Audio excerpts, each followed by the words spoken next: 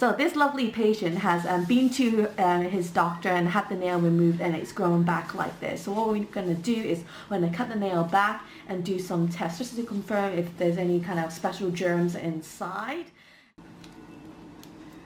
Okay, doggy. I know, I'm sorry. It's not the nicest thing.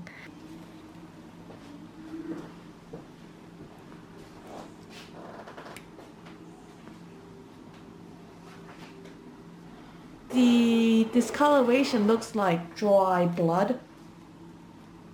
Actually, more than anything now that I see underneath it. You run? Well, no, but I do like HIIT workouts, so Okay. there is a lot of like jumping kind of motions. Okay. Because it does look like it's really, there's lots of dry blood. But the thing is, it's hurting, so. So it does look like the nail bed is a bit dry, but it doesn't look completely dead. So you may have chance that the nail plate might attach. I think you've knocked it, and all this dry blood has lifted the nail.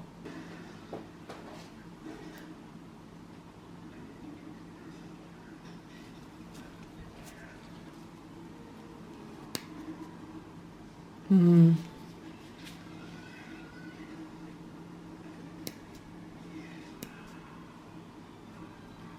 I had it done before as well, the scissors weren't strong enough to cut through my hair. They had to like run into like another.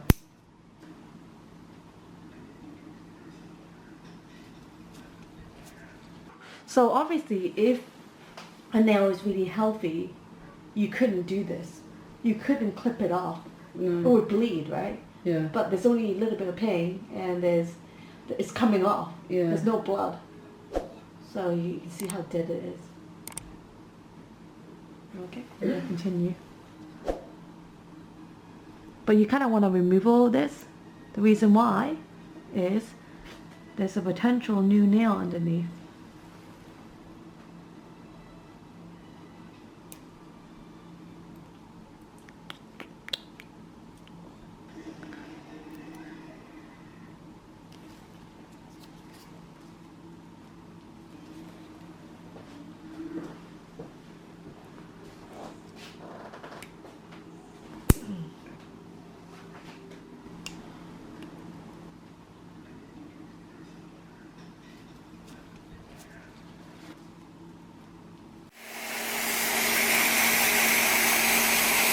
You're going to feel a little bit of pressure, okay?